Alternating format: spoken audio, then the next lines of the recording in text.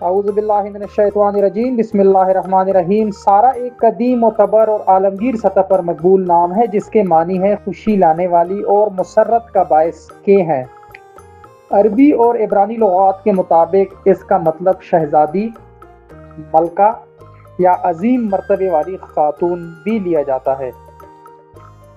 اسلامی تاریخ میں اس نام کو حضرت ابراہیم علیہ السلام کی زوجہ محترمہ اور حضرت اسحاق علیہ السلام کی والدہ حضرت سارہ علیہ السلام کی نسبت سے انتہائی تقدس اور برکت والا مانا جاتا ہے۔ یہ نام اپنی سادگی اور خوبصورت مفہوم کی وجہ سے ہر دور میں والدین کی پسند رہا ہے اور ایسی شخصیت کی عکاسی کرتا ہے جو پاکیزگی، وقار اور خوش اخلاقی کا مجموعہ ہو۔